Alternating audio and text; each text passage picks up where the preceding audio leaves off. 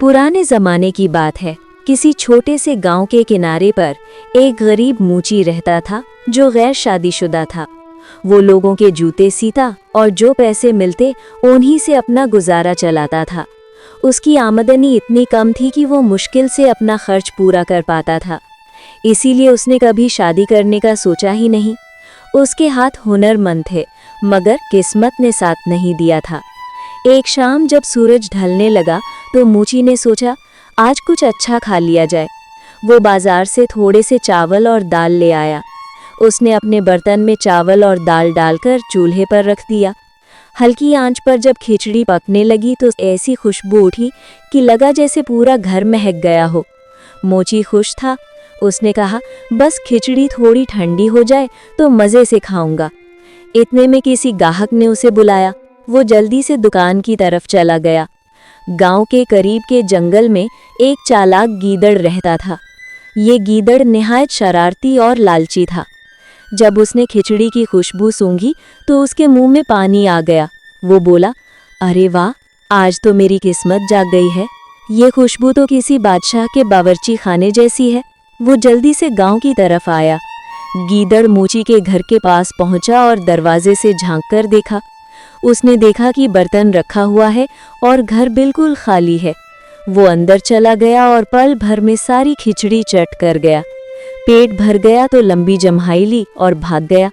शाम को जब मूची घर लौटा तो उसका बर्तन खाली था। उसने हैरान होकर कहा, या अल्लाह, मैंने तो खिचड़ी यहीं रखी थी, मेरी खिचड़ी कौन खा गया? वो सोचने लगा, शायद कोई बिल्ली आ गई होगी। खैर, अल्लाह का दिया है, कल फिर बना लूंगा। अगले दिन फिर मूची ने खिचड़ी बनाई। उसने सोचा क्यों ना आज चोर को पकड़ लिया जाए ताकि पता चले मेरी खिचड़ी कौन खाता है। वो खिचड़ी रखकर बाहर निकला और दरवाजे के पीछे छुप गया। थोड़ी देर गुजरी तो वही गीदड़ दबे पांव आया। गीदड़ ने कहा, आज भी मज़े की खुशबू आ रही है। जैसे ही वो बर्तन के करीब पहुंचा, मूची लपक कर आया और उसे पकड़ लिया। गीदड़ तड़पने लगा। मूची ने गीदड़ को रस्सी से बांध दिया और उसकी खूब पिटाई की। गीदड़ कहने लगा, मूची भाई, खुदा की कसम, मैंने नहीं खाया, कोई बिल्ली खा गई होगी। मूची ने कहा, तुम झूठ बोल रहे हो, मेरी खिचड़ी तुम ही ने खाई होगी। आज तुम मेरा मेहमान नहीं, कैदी हो। मूची ने उसे पहले लातों से मारा, फिर डंडे से खूब पिटाई लगाई। जब वो थक गया तो उसने गीदड़ को सहन में बांध दिया। गीदड़ चीखा चिल्लाया, मिन्नतें की, मगर मूची को तरस न आया। मूची ने कहा, कल मैं तुम्हारी वजह से भूखा सोया था, अब तुम भी भूखे रहोगे। रात भर वो कैद रहा। अगले दिन जब मूची जूते देने बाजार गया तो गीदड़ ने चालाकी दिखाई। उसने अपने साथियों को बुलाने के लिए जोर जोर से आवाज़ें निकालनी शुरू कर दी। ये आवाज़ें जंगल तक गईं, जहां उसका एक दोस्त रहता था। वो दोस्त बोला, ये तो मेरे यार गीदड़ की आवाज़ है, लगता है वो किसी मुसीबत में है। वो दूसरे गीदड़ों के पास गया और कहने लगा, हमारा साथी खतरे में है, हमें उसकी जान बचानी होगी। मगर किसी ने भी उसका साथ नहीं दिया। सबने कहा, वो हमेशा चोरियां करता है, हम उसके लिए मरने क्यों जाएं? जब उसने सबकी बातें सुनी तो उसने अकेले ही गांव जाने का फैसला किया। आखिर वो अकेला गांव पहुंच गया। उसने मूची के घर झांका, देखा कि उसका दोस्त बंधा हुआ है। वो आहिस्ता से पास आया, मगर मूची ने देख लिया। वो दौड़कर आया और उसे भी पकड़कर बांध दिया और दोनों की खूब पिटाई की। अब दोनों गीदड़ बंधे पड़े थे। दोनों चीखते और मिन्नतें करते, मगर मूची ने कहा, अब मैं तुम दोनों को सबक सिखाऊंगा। उसी वक्त एक लालची आदमी वहां से गुजरा। उसने दोनों गीदड़ देखे तो रुक गया। उसने गीदड़ों से पूछा, क्या हुआ, यहाँ क्यों बंधे हुए हो?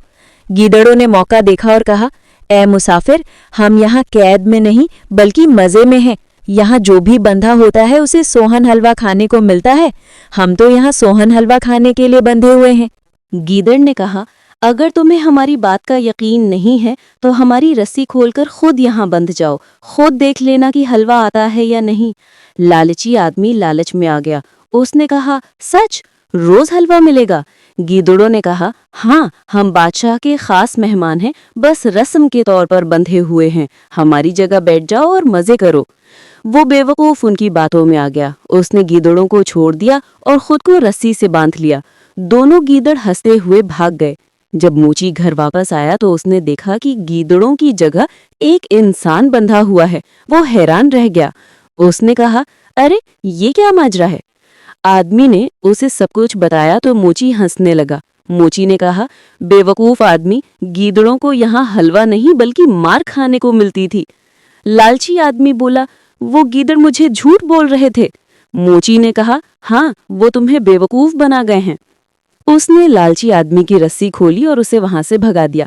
दूसरी तरफ गीदड़ दौड़ते दौड़ते नदी के किनारे जा पहुंचे। एक गीदड़ के पांव में कांटा लग गया और वो जख्मी हो गया। वो जोर जोर से रोने लगा। उसी वक्त बादशाह की बेटी महल के बाहर नदी की सैर कर रही थी। जब उसने जख्मी गीदड़ देखा तो उसे गीदड़ पर रहम आ गया। उसने अपने नौकरों से कहा, इसे महल ले चलो। महल में जाकर शहजादी ने गीदड़ के जख्म पर मरहम लगाया, पानी पिलाया और नरमी से पूछा, बताओ तुम्हारे साथ ऐसा किसने किया? गीदड़ ने आंसू बहाते हुए झूठ बोला, बीबी, एक मोची ने मुझे कैद करके मारा पीटा, मैं तो बेकसूर था।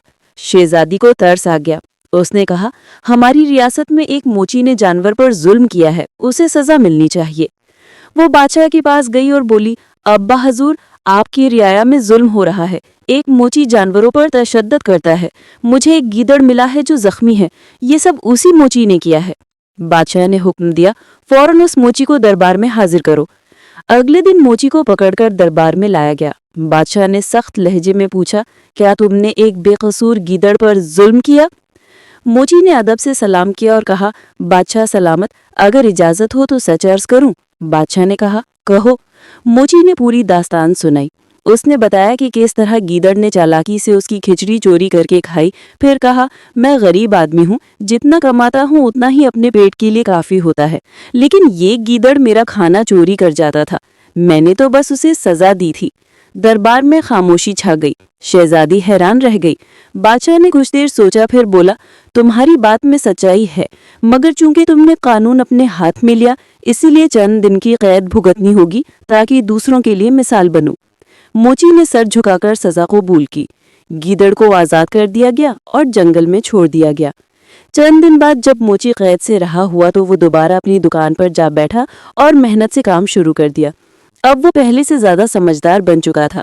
दूसरी तरफ गीदड़ जंगल जाकर सबको सुनाने लगा, दोस्तों, कभी ईमानदार इंसान से पंगा ना लेना, क्योंकि सच्चाई के हाथ में हमेशा ताकत होती है। वो अपने साथियों से कहता, मोची के हाथ बहुत वजनी है, इससे बचकर रहना। मुझे आज भी उसकी मार का दर्द याद है। यूं ये किस्सा खत्म हुआ, मगर सबक दे गया कि झूठ और चालाकी वक्त ही फायदा देती है, मगर आखिर में सच्चाई ही जीतती है।